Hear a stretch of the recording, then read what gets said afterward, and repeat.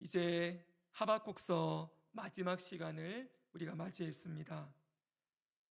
우리는 지난주에 하박국이 하나님께 드리는 찬양을 보았어요. 17절 18절의 말씀 제가 다시 읽어드리겠습니다. 비록 무화과 나무가 무성하지 못하며 포도나무에 열매가 없으며 감람나무에 소출이 없으며 밭에 먹을 것이 없으며 우리의 양이 없으며 외양간에 소가 없을지라도 나는 여호와로 말미암아 즐거워하며 나의 구원의 하나님으로 말미암아 기뻐하리로다. 아멘.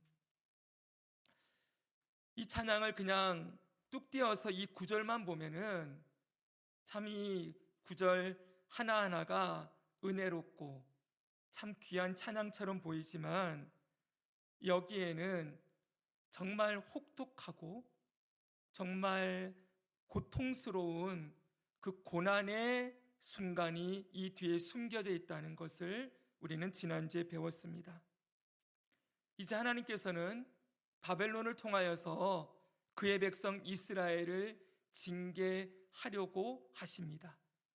이제 그 일이 수년 내에 하박국이 수년 내에 부응하게 하옵소서라고 기도했던 그 기도대로 이제 얼마 지나지 않으면 정말 바벨론이 이 남유다 땅을 침공하게 되어지고 이 남유다 땅에는 그 침공의 결과로 무화과나무, 포도나무, 감람나무의 열매가 하나도 없게 될 것이고 밭의 소출 그리고 우리의 양, 외양간의 소가 모두 약탈당하고 이 땅은 죽음의 땅으로 변하게 되기 때문입니다.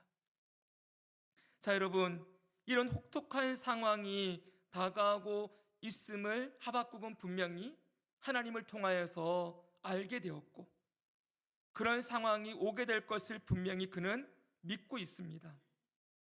바로 그런 상황 가운데에서 그럼에도 불구하고 하박국은 이 찬양을 하나님께 드리고 있는 거예요.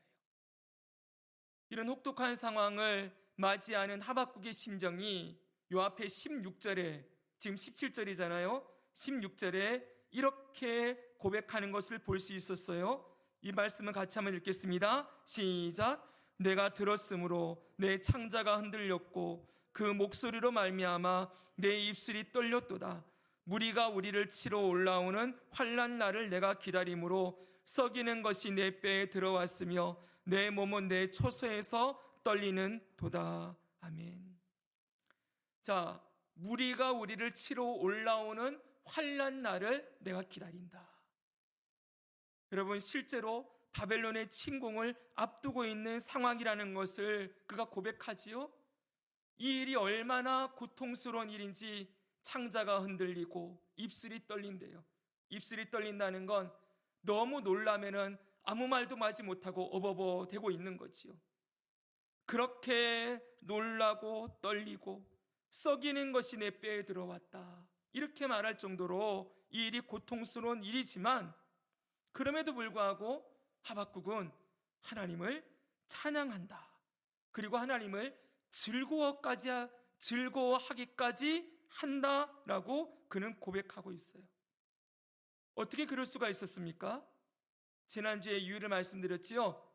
비록 이것이 고통과 고난과 환난이지만 이것이 곧 구원의 길이기 때문이었습니다. 하나님이 이스라엘을 너무나 사랑하셨기 때문에 이 사랑하는 하나님의 백성을 그냥 둘 수가 없는 거지요. 겁탈과 강포가 가득하고 율법이 해이해지고 정의가 굽어져 있는 하나님의 법을 무시하고 힘 있는 자들이 약자들을 겁탈하고 마음껏 자기가 주인 되어 하나님을 버리고 왕이 되어 살아가는 이 백성들을 그냥 내버려 두면 이들이 죄악 가운데 멸망당하고 끝나버릴 것 아닙니까?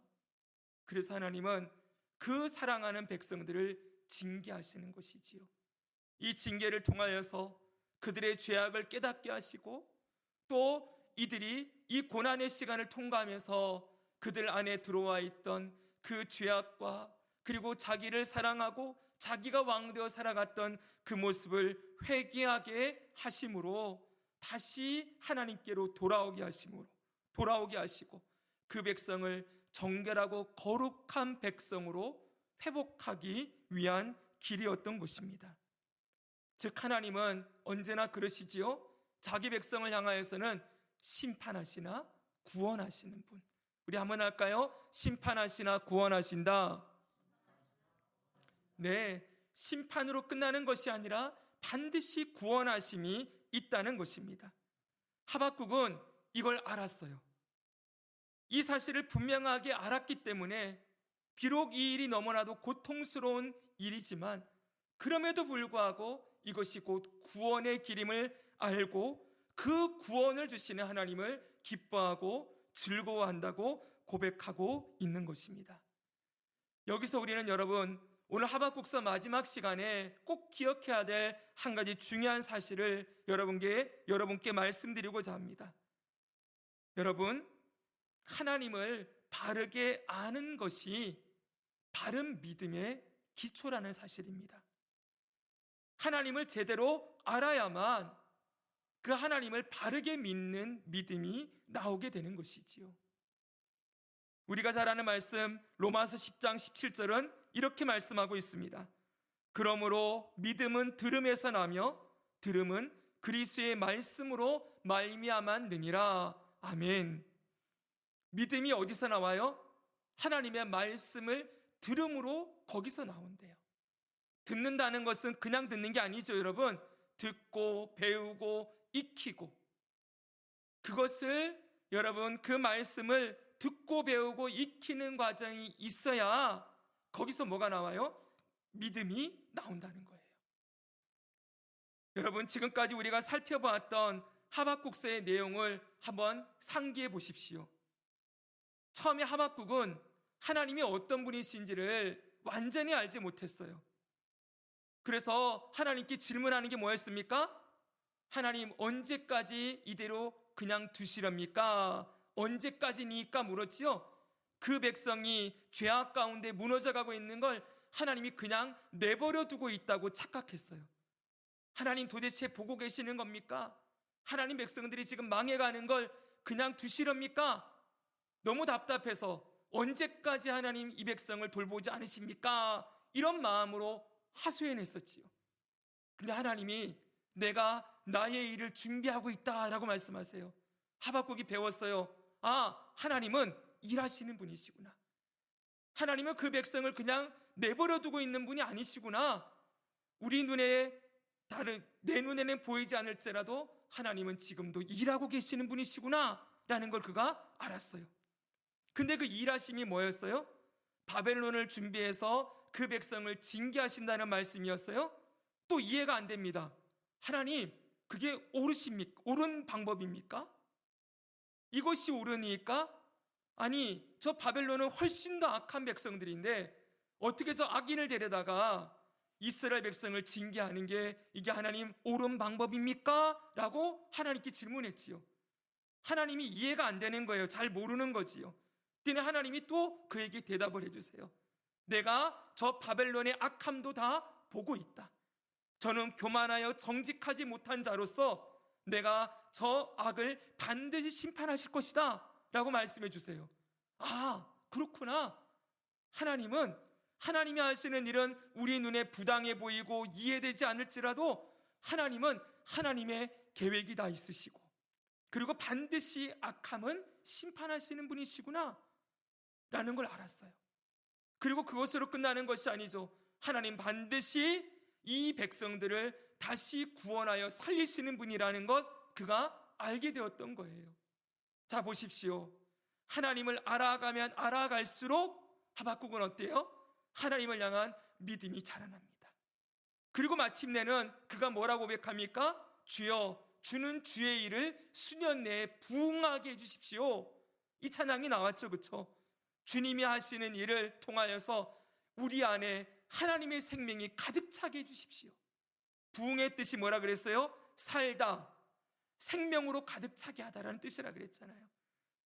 이 모든 일이 비록 죽음과 같은 고통의 순간이지만 하나님은 하나님의 생명으로 가득 차게 하시는 분이심을 그가 고백하고 주의 일을 수년 내에 부응하게 해주십시오 라고 외치고 있는 거예요.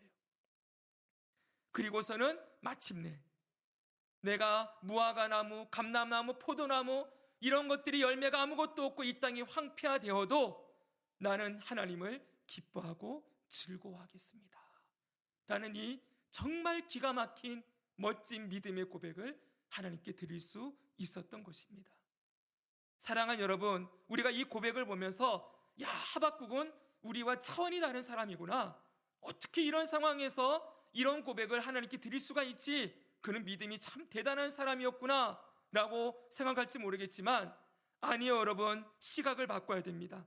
하박국에게 이 믿음을 주신 분이 누구입니까? 누가 이 믿음을 길러주셨어요? 하나님이요. 하나님이 그를 가르치고 말씀으로 양육해 주신 거예요. 그래서 그가 하나님이 가르치신 하나님의 성품, 하나님의 일하심을 배우고 나니까 그가 이런 믿음의 고백을 드릴 수 있었던 것이죠. 사실 여러분, 하박국과 같은 믿음의 고백을 드리며 살았던 수많은 믿음의 선배들이 있습니다. 요즘 여러분, 글래디에이터라는 영화가 2편이 나왔어요.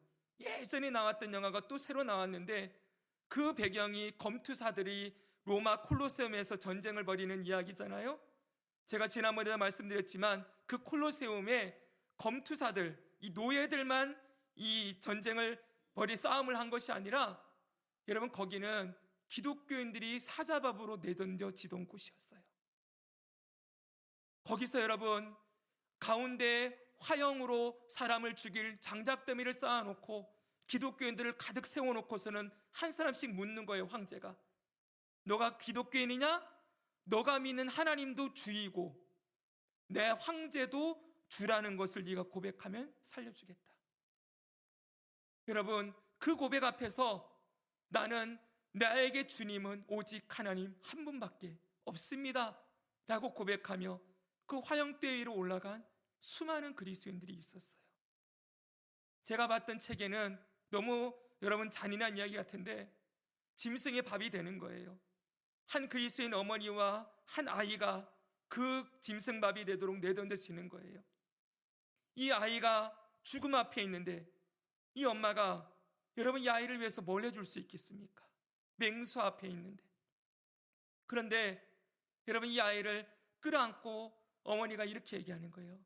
아이야, 조금만 참아라, 조금만 기다려. 그러면 밝은 빛이 너에게 보일 거야. 이렇게 얘기했다는 거예요.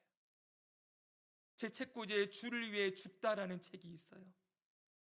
주님을 위하여 이 땅에서 아무런 열매가 없는 것 같고 정말 아무것도 남지 않는 것 같은, 믿음의 결과로 보일 만한 아무런 것이 보이지 않을 때에도 나는 주님으로 충분합니다 라고 끝까지 믿음을 잃지 않았던 수많은 이름 모를 그런 빛과 같이 빛난 성도들이 우리 앞에 있습니다.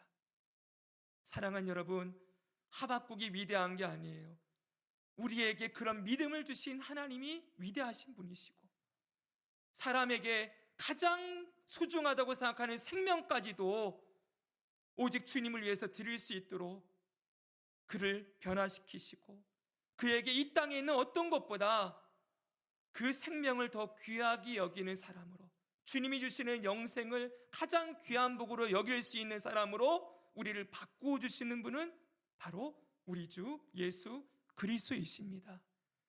여러분, 이것을 우리가 인정한다면 나는 하박국처럼 언제 이런 고백할까? 이런 생각할 필요 없겠죠. 여러분, 우리도 기도할 수 있습니다. 하나님, 이런 믿음을 저에게 주십시오. 아멘입니까? 네, 믿음이 없는 것은 여러분 부끄러운 일이 아니에요. 안 믿고 예수님을 끝까지 거부하는 게 부끄러운 일이지, 내가 믿음이 약한 것을 고백하고 도와달라고 고백하는 건 절대 부끄러운 일이 아닙니다. 여러분 기억하십시오. 이 간질병에 걸려있던 이 아들을 붙들고 예수님 앞에 나왔던 아버지가 주여 나의 믿음 없는 것을 도와주옵소서 라고 기도했던 그 기도, 저는 그 기도가 정말 귀한 기도라고 생각해요. 나에게 내 믿음 없는 걸 도와주십시오. 나에게 믿음을 주십시오. 예수님께서 그에게 그 아들을 살려주는 역사를 보여주시고 믿음을 주셨어요. 여러분, 우리 삶에도 후회 주시고 꾸짖지 아니하시는 하나님께서 믿음을 주시고 어떤 상황에도 주님을 찬양하고 예배하는 자로 우리를 변화시키실 것을 믿습니다. 네. 자, 그래요 여러분, 이렇게 변화시킨 하박국이 이제 마지막 이 멋진 찬양을 하나님께 올려드리고 있는 거예요. 자, 이 마지막 찬양에서 우리는 하박국에게 하나님이 주신 믿음이 무엇인지를 지난주에 첫 번째 믿음, 그 믿음이 구체적으로 무엇인지를 배웠습니다. 그가 가진 첫 번째 믿음은 무엇입니까? 그러나 나는 이라고 외치는 믿음이었다고 말씀을 드렸습니다. 우리 18절을 다시 한번 읽어보겠습니다. 함께 읽습니다. 시작. 나는 여호와로 말미암아 즐거워하며 나의 구원의 하나님으로 말미암아 기뻐하리로다. 아멘. 이 앞에는 포도나무, 열매 없고 우리의 소가 없고 다 없어지는 얘기를 하는데 그 다음에 나는 여호와로 이렇게 시작해요. 18절이. 근데 그 앞에 원문에 보니까 그러나가 있다 그랬죠. 그러나 나는 어떤 상황에도 나는 요동하지 않고 하나님을 즐거워하고 기뻐하겠습니다. 이것이 바로 하나님께서 하박국에 주신 그 믿음의 구체적인 첫 번째 내용이에요. 사랑하는 여러분, 바로 이것이 하나님께서 우리 삶에 주시는 믿음입니다. 우리의 믿음이 자라나면은 이제 우리는 상황과 환경에 더 이상 요동하지 아니하고 어떤 상황에도 그러나 나는 하나님을 신뢰합니다. 그러나 나는 하나님을 따르겠습니다. 그러나 나는 이 믿음의 길을 벗어나지 않겠습니다. 그러나 나는 세상 사람들과 다른 예수님이 가신 길을 걸어가겠습니다. 세상에다 예스할 때 그러나 나는 노라고 외치며 주님이 가르치신 말씀을 따라가겠습니다. 그런 사람으로 우리가 변화되어지는 거예요. 그러나 나는 이라고 외칠 수 있는 믿음의 사람으로 우리를 변화시키시는 주님을 기대합시다. 그리고 그렇게 변화시켜 나갈 때 우리도 우리의 의지를 사용해서 아무리 이해되지 않는 상황이어도 우리도 말로 할 수 있겠지요. 그러나 하나님을 신뢰하고 싶습니다. 그러나 하나님을 믿고 싶습니다. 나를 도와주십시오. 이렇게 기도할 수 있겠지요. 사랑하는 여러분, 저는 살아오는 과정 가운데 많은 고비들을 넘어오면서 저의 인생에 저를 끝까지 붙들어 주었던 말씀이 있어요. 바로 이 말씀이에요. 로마서 8장 32절. 자기 아들을 아끼지 아니하시고 우리 모든 사람을 위하여 내주시니가 어찌 그 아들과 함께 모든 것을 우리에게 주시지 아니하겠느냐. 아멘. 하나님이 어떤 분이신지를 저는 이 말씀을 통해서 분명하게 붙들었어요. 하나님이 어떤 분이십니까? 자기 아들도 아끼지 않고 내어주신 분이래요. 그리고 그분이 어떤 분이라고요? 그런 분이, 그 아들도 내어주신 분이 아들과 함께 모든 것이라고 했어요. 모든 것. 모든 것이에요. 모든 것을 우리에게 주시는 분이시다. 할렐루야. 얼마나 감사한 말씀입니까? 사랑하는 여러분, 어떠한 상황에도 잊지 마십시오. 우리는 지금도 모든 것을 받고 있는 중입니다. 아멘이지요? 주님이 모든 걸 다 주시고 계세요. 이스라엘에게도 하나님이 지금은 비록 고난과 징계의 시간이지만 그 순간에도 모든 걸 다 주고 계셨습니다. 이해가 안 되죠, 그렇죠? 지금 빼앗기고 있는데요. 바벨론에 의해서 약탈당하고 있는데요. 우리의 양이 없어지는데요. 그런데도 하나님 말씀하시는 거예요. 그게 바로 지금 이스라엘에게 하나님의 사랑을 다 부어주는 시간이라고 말씀하시는 것입니다. 여러분, 절대 잊으면 안 돼요. 어떤 상황에도 이 말씀이 변개되거나 그리고 바꾸어지는 일은 없습니다. 한 번 우리를 하나님의 자녀로 삼았으니, 그렇지요? 삼았으니 아버지의 사랑은 영원하도록 우리에게 충분하게 부어지고 있음을 믿습니다. 이 믿음의 고백을 가지고 살아가는 것, 바로 이 믿음의 고백을 드리며 살아가는 모습을 자녀들에게 보고 싶어 하는 거예요. 여러분, 이런 고백 하나님께 드려보지 않겠습니까? 그러나 나는 하나님 신뢰합니다. 잘 믿어지지 않을 때, 너무 원망스러울 때, 실망스러울 때, 그래도 저 하나님 믿고 싶습니다. 제 믿음 없음을 도와주십시오 라고 기도하며 나아갈 수 있습니다. 자, 그러면 오늘은 하박국에게 하나님께서 주신 이 믿음, 두 번째는 하나님으로 기뻐하고 즐거워하게 하는 것입니다. 여러분, 다시 18절에 보면은 그 앞에 보여주십시오.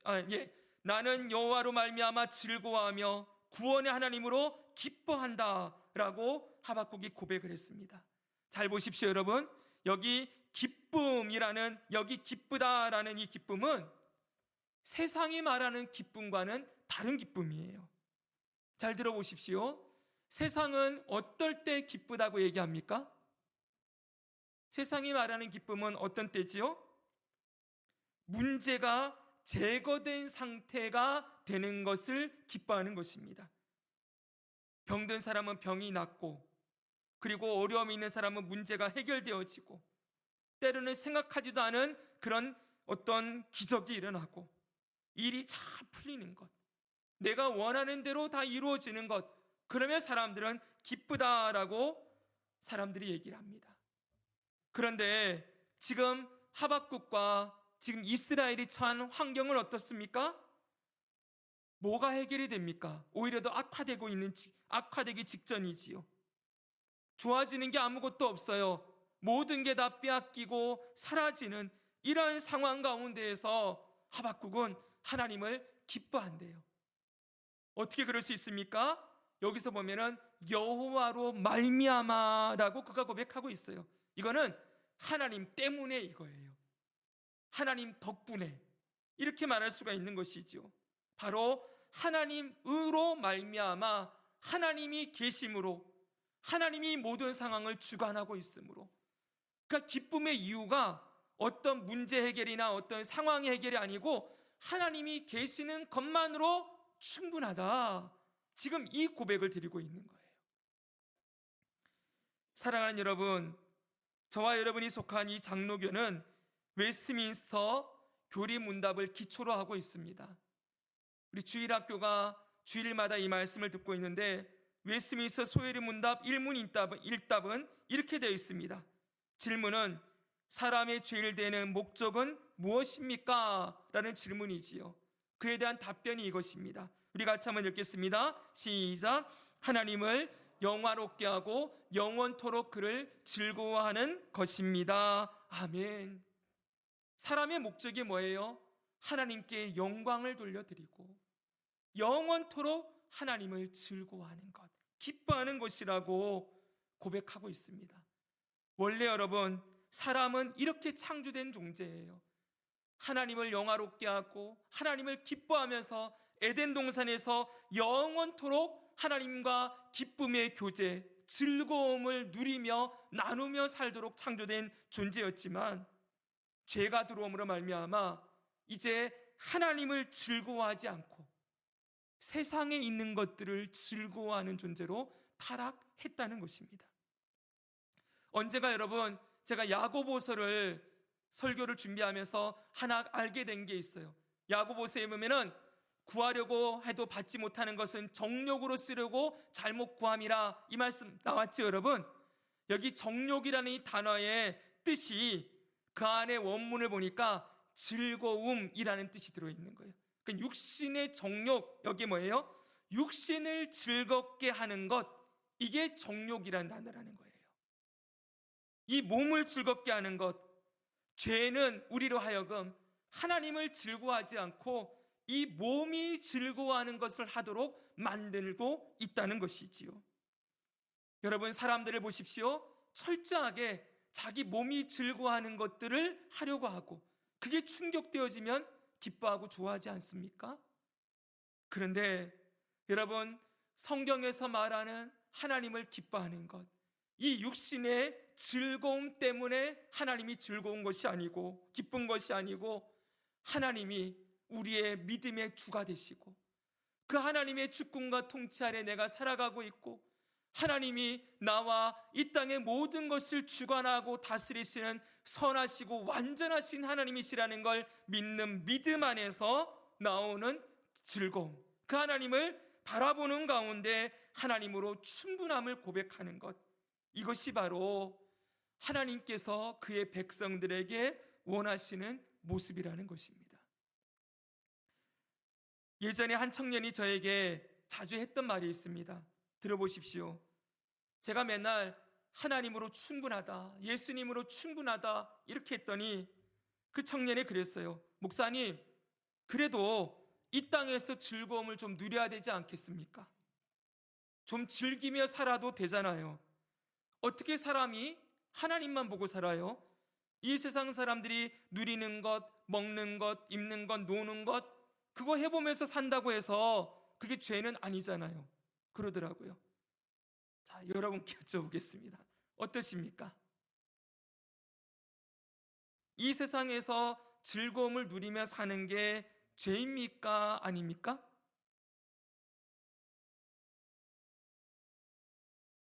이 세상의 모든 즐거움은 죄다 말하면 그건 금욕주의죠, 그렇죠?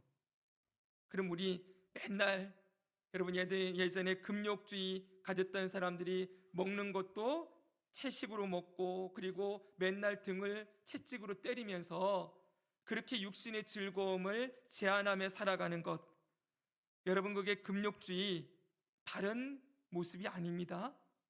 여러분 그렇다고요, 그렇게 살아도 된다라고 말해도 될까요?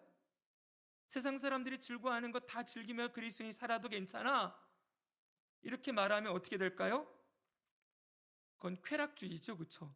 예, 기독교인이 구원받았으니 어떻게든 그냥 살아도 괜찮아, 그러면 방종과 방임이 될 것입니다. 사랑하는 여러분, 여기에 핵심은 그게 아니에요. 이 땅의 즐거움을 누리는 게 죄다, 죄가 아니다 라고 말할 때 여러분 이 말 자체가 정말 이것이 중요한 것이 아니고, 저는 이게 신앙의 단계라고 생각을 해요. 처음에 주님을 알지 못하던 자들이 이제 처음으로 신앙을 시작하고 믿음을 시작하고 나면은 여전히 세상에 있는 것들에 마음을 두고 이렇게 양립해서 갈 수밖에 없지요. 그러나 그가 점점 더 하나님이 누구이신지를 알게 되고 하나님의 사랑이 어떤 것인지를 그가 경험하게 되고 그가 예배하고 찬양하고 말씀을 읽고 기도하는 가운데 하나님을 알아가면 알아갈수록, 그럼 여러분 이 땅에 있는 것들이 그렇게 즐거움이 되어지지 않는 거예요. 옛날에는 그게 너무 즐거웠는데 주님을 알아가면 알아갈수록 이제 그게 즐거워지지 않게 되는 거죠. 거기에서 기뻤는데 그 기쁨이 잠시 잠깐의 기쁨이라는 걸 알게 되니까 그 기쁨이 아니라 주님 앞에 머물러 있는 기쁨, 주님 앞에 찬양하고 예배하는 그 기쁨, 그리고 주님과 교제하는 그 기도의 시간에 누리는 그 기쁨이 더 커지면 커지니까 어떻게 되어지는 거예요? 더 이상 이것이 나에게 즐거움이 되지 못하게 되어진다는 것입니다. 분명히 그렇죠, 여러분. 여러분 정말 주님을 바르게 만나고 주님의 그 사랑 안에 주님을 아는 기쁨에 들어가기 시작하면 더 이상 이 땅에 있는 것이 중요해지지 않게 되어지는 거예요. 이것에 대해서 분명한 고백을 했던 사람이 바로 사도 바울입니다. 사도 바울이 빌립보서에서 이렇게 고백하는 걸 보십시오. 빌립보서 3장 7절입니다. 그러나 무엇이든지 내게 유익하던 것을 내가 그리스도를 위하여 다 해로 여길 뿐더러. 여기 보세요. 무엇인지 내게 유익하던 것 그랬어요. 여기 유익이라는 말은 이익 그리고 이득을 뜻해요. 땅에서 얻는 것들을 얘기하는 거예요. 이 땅에서 이익을 얻게 되고 이득이 생기면 당연히 기뻐하죠, 그렇죠? 그런데 이제는 그것을 해로 여긴대요. 다 더러운 것으로, 해가 되는 것으로 여긴다는 거예요. 그러면서 뭐라고 얘기합니까? 8절에 보니까 또한 모든 것을 해로 여김은 내 주 그리스도 예수를 아는 지식이 가장 고상하기 때문이라. 참 멋진 고백입니다. 여기 고상하다는 말은 뛰어나다, 탁월하다, 능가하다라는 뜻이에요. 이 땅에 내게 이익이 되고 이득이 되었던 것, 그게 해가 된다고 말할 수 있는 이유는 그 안에 그것을 능가하는, 그걸 뛰어넘는, 그것과는 비교할 수 없이 탁월한 것이 들어왔기 때문이래요. 그게 무엇입니까? 내 주 예수를 아는 지식. 그냥 아는 게 아니지요. 경험을 통하여서 알게 되는 그 주님을 아는 지식이 들어오기 시작하니까 더 이상 이 땅에 있는 것들이 아무런 유익이 되지 않게 되어지는 것이지요. 이 땅의 모든 유익을 능가하는 최고의 가치를 발견하게 된 거예요. 마치 여러분, 진주를 그 밭을 파던 농부가 밭에 진주가 있는 것을, 보물이 있는 것을 발견하고서는 자기의 모든 소유를 팔아서 그 밭을 샀다고 했잖아요. 자기의 모든 소유를 다 투자해도 아깝지가 않은 거예요. 사랑하는 여러분, 바로 이것이 하나님께서 하나님의 자녀들에게 주고 싶어하는 기쁨이에요. 이 땅에 있는 것들을 즐거워하며 살던 자가 하나님 한 분으로 즐거워하고 주님만으로 충분하게 됨을 누리게 되어지는 것, 여러분, 그것이 하나님께서 보고 싶어하는 하나님의 자녀들의 믿음의 모습인 것이지요. 사랑하는 여러분, 하나님은 우리를 기쁘게 하는 분이십니다. 하나님으로 즐거워하도록 우리를 만들어 가시고 변화시켜 가시는 분이십니다. 여러분, 이런 변화가 우리 가운데 일어나기를 한번 기도하며 소망해 보지 않으시겠습니까? 아직도 세상에 있는 것들과 하나님 아는 것과 이 두 개의 사이에서 이것도 좋고 저것도 좋고, 여러분, 이렇게 살아가는 것 이제 과정이에요, 여러분. 그러나 분명한 건 이제 여러분 안에 정말 예수님의 생명이 들어가 있고 여러분이 하나님의 자녀가 되었다면 이제 여러분은 변화될 수밖에 없어요. 하나님이 이 땅에 있는 것과는 비교할 수 없는 기쁨과 즐거움으로 여러분의 삶을 만지시고, 그리고 여러분의 영혼에 그 예수의 생명과 기쁨을 채우셔서 여러분, 시간이 가면 갈수록 세상과 나는 간 곳 없고 구속한 주님만 보이도다, 예수님만 바라보며 사는 자로 우리를 바꾸어 가실 것입니다. 이런 사람으로 우리가 변화되어지기를, 이런 믿음의 사람으로 세워지기를 함께 기도하고 소망합시다. 아멘. 마지막으로 여러분, 이제 하박국이 하나님을 알아감으로써 이제 모든 상황 속에서 그러나 나는 하나님을 신뢰합니다, 그리고 또 나는 하나님 때문에 즐거워합니다, 기뻐합니다 라고 했어요. 마지막으로 그가 19절에 보니까 그 하나님이 이런 분이시라는 걸 그가 고백하고 있어요. 이 말씀은 여러분, 하박국서 전체를 관통하는 하나님에 대한 믿음의 고백이에요. 하나님이 어떤 분이신지를 고백하는 것이지요. 우리 19절 같이 한번 읽겠습니다. 시작. 주 여호와는 나의 힘이시라. 나의 발을 사슴과 같게 하사 나를 나의 높은 곳으로 다니게 하시리로다. 아멘. 그는 하박국서를 마치면서 끝으로 하나님이 어떤 분이신지를 찬양하고 있어요. 그렇죠? 이 찬양이 무엇입니까? 주 여호와는 나의 힘이시다. 하나님이 나의 힘이십니다. 이게 하박국서 전체의 결론이에요. 처음에는 하나님이 어떤 분이신지를 알지 못했던 하박국이 이제 하나님과의 대화를 모두 마치고 하나님의 말씀을 다 들은 이후에 끝으로 고백하는 건 하나님이 나의 힘이십니다. 하나님이 나의 능력이십니다. 하나님이 나의 소망입니다. 하나님만이 나의 구원의 능력입니다 라는 걸 고백하는 것이지요. 그리고 그 하나님이 어떤 분이라고 말합니까? 나의 발을 사슴과 같게 하사 나를 나의 높은 곳으로 다니게 하시는 분이시다 라고 그는 외치고 있어요. 여러분, 이 발을 사슴과 같이 만들어서 높은 곳을 뛰어다니게 하신대요. 여기 높은 곳이 어느 장소냐면 바로 승리의 장소를 말하는 거예요. 승리의 장소. 이기는 자리예요. 이기는 자리. 내가 예전에는 이 땅에서, 여러분, 이 땅에 굴복하고 환경에 굴복하고 그리고 여러 가지 시험과 어려움에 무너지고 그렇게 헤매이던 자였지만은 그가 하나님을 알아가며 알아갈수록 그의 믿음이 자라나기 시작하고 하나님이 그를 세우셔서 그로 하여금 이 땅의 어떤 환경에도 흔들리지 않은 승리의 자리로 하나님이 나를 데려가신다. 나는 어떤 상황에서도 승리하는 사람으로 살아가게 되었다. 왜? 주님이 나의 힘이 되었기 때문에. 주님이 나의 힘이시기 때문에 나는 어떤 상황에도 이길 수 있습니다. 이 고백을 드리고 있는 것이지요. 멋지지 않습니까, 여러분? 예. 사랑하는 여러분, 우리에게도 이런 믿음의 고백이 있기를 소망합니다. 하나님이 나의 힘이시기에 내가 반드시 승리합니다. 내가 반드시 이깁니다. 어떤 상황에도 하나님을 즐거워하고 기뻐하며 하나님으로 충분한 삶을 살아갈 수 있습니다 라고 고백하는 그 사람으로 하나님은 오늘도 우리를 세워가고 있음을 믿으시기 바랍니다. 사랑하는 여러분, 말씀을 정리합니다.